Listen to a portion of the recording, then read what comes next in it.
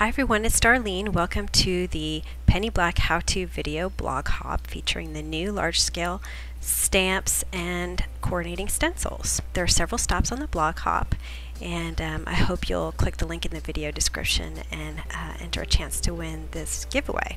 They're giving away all these stencils and the coordinating stamps. So anyway, for my video I decided to use the stencils, and I used them all on these cards in different versions, different colors. And I'm going to show you how to use the stencils with these distress markers and some water to create this look. So the first thing I'm going to do is take some Strathmore watercolor paper, and I'm going to take my masking tape and adhere it to my craft sheet so it doesn't move. I'll put the stencil right on top, and then I'll put masking tape on that to make sure that that part doesn't move either. And then I'm going to take some Versamark ink and I'm going to ink it up. Now the Versamark will leave a little bit of a residue on your stencil, and if that bothers you then you can use some StazOn cleaner. I used some StazOn cleaner and it took it off. So anyway, just a tip there. So we're going to make sure we get really good coverage, and then I'll take my stencil off and I'm going to sprinkle some clear embossing powder on it, and I'll heat it to set it. Now to create those little dots, I actually use some masking fluid. It's called Incredible White Mask. I think I'll have a link on my blog. And you just take a paintbrush. You're not supposed to shake it up, you're just supposed to stir it. So I stirred it up a little here. And then I'm going to flick it onto my paper. And the key here is to kind of chop it with your hand while you hold it with the other hand, and chop it from above the brush. Don't chop your brush against your hand on the top of your hand. It makes it a lot less messy to do it the way I'm doing it right here. So I'm just going to chop it until I get a bunch of dots on there, and then I'm going to let that dry. Probably just like 3 or 4 minutes is enough. Okay, now I'm going to take my distress markers. I've got 4 different colors here, and if you go to my blog I'll list all the different color combinations I used. I'm creating that purple one that I made. I just love this combination. It's really vibrant. So when I apply my markers, I'm kind of leaning them down, so I'm kind of doing it at an angle here so that I get as wide of a brush as I can, since I'm putting so much marker down. And I'm just going to lightly, I'm really not pushing very hard on my marker because I don't want to remove the masking fluid that I put on there. And I'm not drawing straight lines, I'm just sort of making these waves of color. That way it doesn't look like stripes on the paper once you put the watercolor on. Alright, once that's done, just take some water and spray it liberally until you see that it starts to pool up. And then what I'm going to do is take my heat tool, and I'm going to use the heat tool to move the water around. I found it easier to take a paper piercer and just poke the paper because it does curl a little bit because it's wet. But as you can see, I'm moving my heat tool around and I'm pushing the water with the heat tool. Now that line at the bottom was kind of too dark for me, so I sprayed more water, and now I'm pushing that water up with the heat tool. So I'm just going to keep repeating this all around.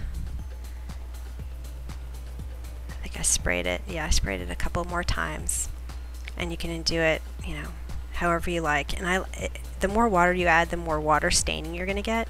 You can see I'm spreading it out a little bit with my paper piercer too.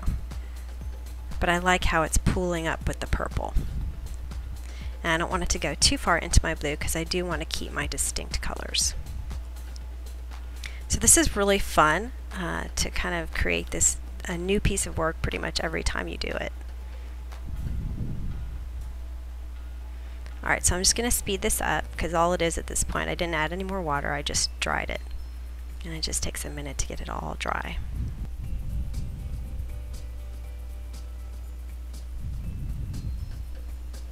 Okay, now I'm just going to clean my work surface. And I want to get rid of the color that's on top of those white flowers.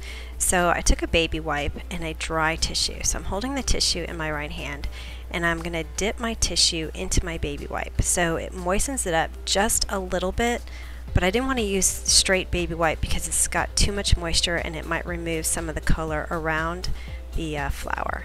So I'm just very carefully using one finger and just a little bit of moisture from the baby wipe to wipe each flower.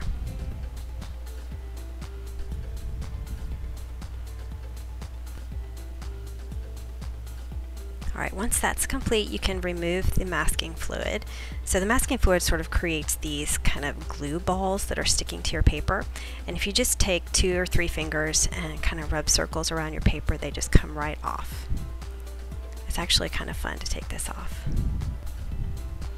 And also, by the way, I tried flicking the masking fluid on with a toothbrush, but I found that I got sort of angles of masking fluid, and I didn't like that, so that's why I used the paintbrush. Anyway, you can see it close up right there. Came out really pretty.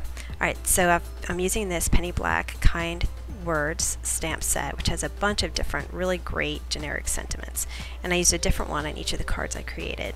So I'm just going to stamp that using some VersaFine black ink on Neenah Solar White cardstock, and I'll trim that out. And I didn't want to mat it with some black paper and have additional paper on my card, so I just took a marker and I inked up the edges, so I just get a faint line, and it really makes your sentiments stand out without making it too heavy. Okay, now I'm just going to figure out how I'm going to lay this out, and I'm going to mark it so that I can trim it off.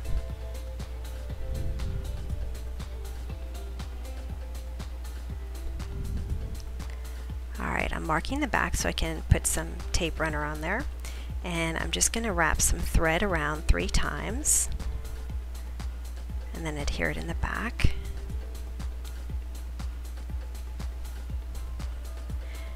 And now when I adhere this to my card base, which is 4 1/4 by 5 1/2, I'm going to put my tape runner all the way to the edge because I do have watercolor and it's thick and it's a little bit warped. And then I put a little dot of Tombow Mono multi-glue in each corner to make sure that it didn't curl up on the edges.